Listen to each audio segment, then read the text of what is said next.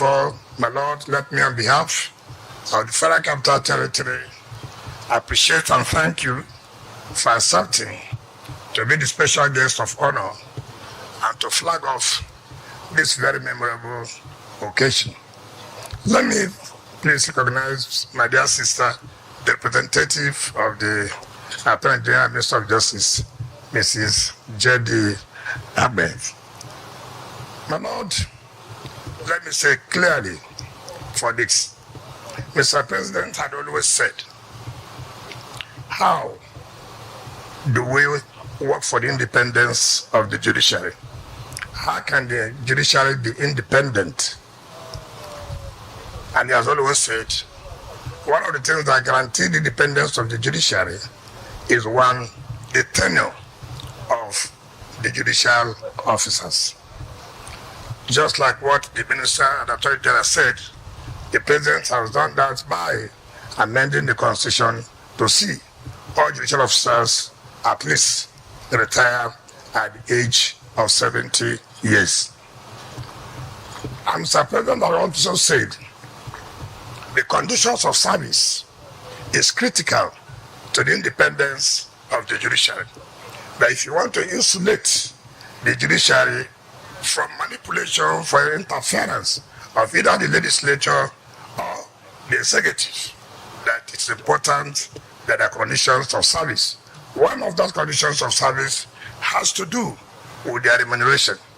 Of course, the Minister and the Attorney General has said that one of the first things that Mr. President did was amend the salaries and allowances of judicial officers in 2024, which was just assented to by Mr. President.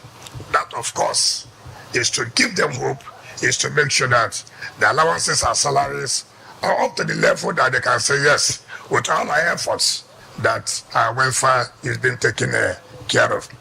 Another condition of service that's very, very critical and insulating the judiciary from interference is housing. Housing, every man needs housing, so judicial officers. And so, Mr. President said, listen, it's not every time we talk about, we support the independence of the judiciary. We must show in practice, we must show in action that we were indeed not saying so, but we are doing so. People can see that we are seriously doing that. And Mr. President said, we must, at all times, provide housing, but that can only be better if you have owner-occupier. And so every judge will know that at the end of the day, I'm retiring from office, I have my own home. With that, it will be difficult for anybody to manipulate or interfere. When you have a home, what are you afraid of? When you know that salaries and allowances can be paid when you are retired, when you know that your tenure of office is guaranteed, that of course, anybody will be firm. Anybody will be courageous to do his work or her work. And that is what Mr. President is leading our agenda is doing, not merely talking, but showing action. And my Lord, the Chief Justice, let me say one thing today. So many people will be asking questions. Why is the FCT interested in Federal High Court? Why is the FCT interested in Court of Appeal? They should have only ended in FCT. But they forgot to, whom are these courts serving? They are serving the people of Abuja. They are serving those who are carrying out their businesses here. They are serving those who are residents in Abuja. It's like when I was the governor of a state, some people will ask, why are you providing houses for the justices of Court of Appeal? Why are you providing houses for the Federal High Court? And I said, if today the building in the Federal High Court does leakages and it's raining, like in those days in Court of Appeal, you see plastic chairs where the assistant judges will not even sit. They will adjourn the matters. Who will be suffering? It's not the people of the Rivers State. And we felt that no, we must make our own contribution so that our people will not suffer in terms of having justice, in terms of administration of justice. And so, as far as we are concerned, Abuja is like a state. The only difference is that it has not been named as a state. We are here to render services to every Nigerian who comes here to carry out business or who wants to reside in Abuja. So that's what we are doing. And let me announce clearly to the FCT Chief Judge, yesterday, I've already informed the CJN this morning as we are seated there, that Mr. President has approved for all the judges in the FCT to have their house owner occupier.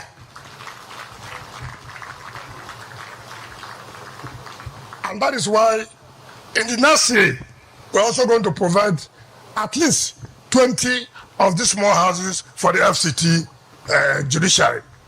Mr. President has also approved that by next year, we should make sure that we also provide for the industrial court, so as they also be part of the benefits of the renewed hope agenda. So, and now let me bring to your notice, you have seen this land here. When we are looking for where we get such a land to build, and I was driving around looking for empty land, and I got here, I saw this big land. I saw the big post, Julius Berger. So I didn't talk. I called the director of lands. Who was that land? They said Julius Berger. When was it allocated? They said about 15, 20 years ago. 15, 20 years ago, nothing has been done. I didn't bother. So I invited the MD Julius Berger to come. He came and we had dinner. I didn't talk about the land. So the next day, he was in the office and he saw the revocation letter as a matter of public interest. So he called me. But I had dinner with you. I said, yes, we had dinner. We didn't discuss about land. But the point is that what we're doing is that how would government allocate land for more than 20 years for organizations to develop, and they're not able to develop it? I thank God they did not develop it, and now we're able to have it. If not, you wouldn't have had this land for us to think about constructing of these magnificent buildings.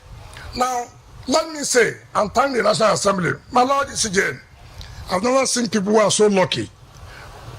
The budget for this project is not the normal budget where you have the cost is 50 billion, but what is provided in the budget is 1 billion. No, it's not for this kind of project. We have 70% of the budget approved for this particular project. Because Mr. President has said, if you know we don't have the money, let us not start it. And that's why we have told the contractor, you have only 15 months.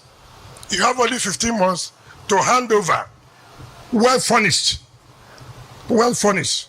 because our judges must get the best, because they're doing a lot of hard work and good work for this country.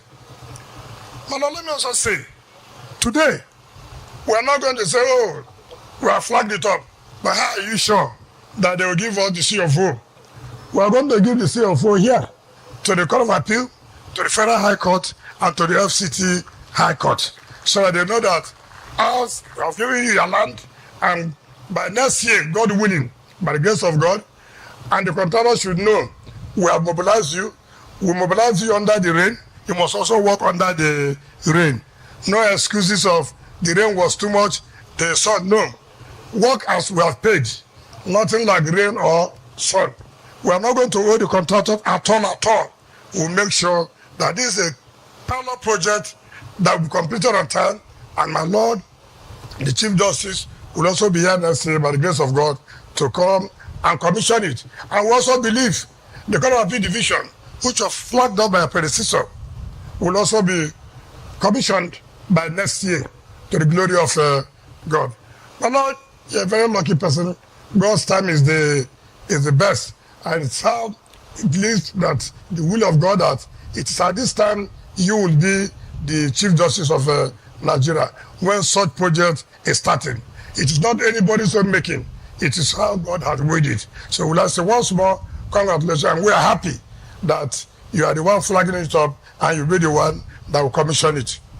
Now, Lord, let me take permission from you, therefore, to invite the President of the Court of Appeal, has been represented by the presiding justice of the Abuja Division, the Chief Judge of the Federal High Court, and the Chief Judge of the FCT High Court to please come forward and receive the certificate of occupancy for the various sections. Thank you, and God bless you. To be present at today's flag-off ceremony for the construction of 40 residences for judicial officers of the Court of Appeal, the Federal High Court, and the FCT High Court. This is indeed a very significant milestone in the continuous effort of the federal government and the FCT administration to enhance the welfare of judicial officers in the Federal Capital Territory. The judiciary plays a critical role in safeguarding the rule of law, upholding justice, and protecting the rights of citizens. In fulfilling this role, judicial officers must have the right tools and environment to carry out their duties with independence, impartiality, and integrity. Beyond the courtroom, a supportive and conducive living environment is essential to their ability to focus on the heavy responsibilities entrusted to them. Judicial officers require peace of mind, security, and comfort in their residences to fully dedicate themselves to the rigorous task of interpreting and applying the law. The construction of these residences is a practical step towards ensuring that judicial officers are well supported. It goes beyond addressing the basic need for housing.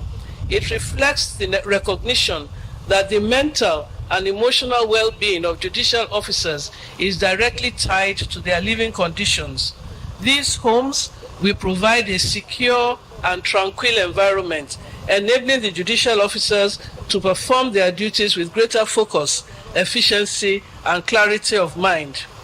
The judiciary, as an independent arm of government, must be equipped with the resources necessary to function optimally. While judicial officers are committed to upholding the rule of law, the provision of appropriate residential accommodation is a critical component of their welfare. By making this investment, the FCT administration has demonstrated a commendable understanding of the unique needs of the judiciary. I would like to acknowledge the renewed hope agenda of the present administration of His Excellency Asiwaju Bola Ahmed Tinubu, GCFR, and the FCT administration for its initiative and forward thinking in implementing this project, which reflects the importance placed on the welfare of judicial officers.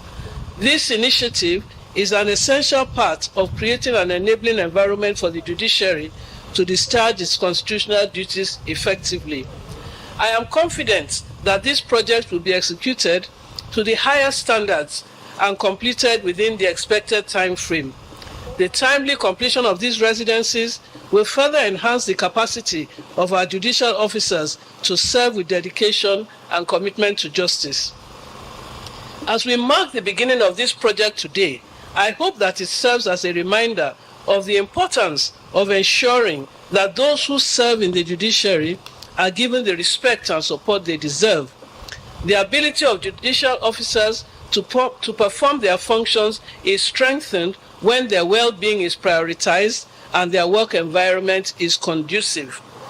We are extremely grateful for the demonstration not only of commitment but of action by the handing over of the certificates of occupancy to the heads of court who are having residences built for them. In conclusion, I wish to express my gratitude to all who have worked tirelessly to make this project a reality. I look forward to seeing it come to fruition, and I am grateful to God Almighty that He has blessed me to be in this position at this time. And I'm confident that it will be a model for similar initiatives in the future. At this point, it is my singular honor and privilege to flag off this landmark project of the construction and design of 40 number houses for justices of the Court of Appeal, judges of the Federal High Court, and judges of the High Court of the FCT. We thank the Honorable Minister most sincerely for his commitment to this project. I thank you all for listening. God bless the Nigerian judiciary. God bless the federal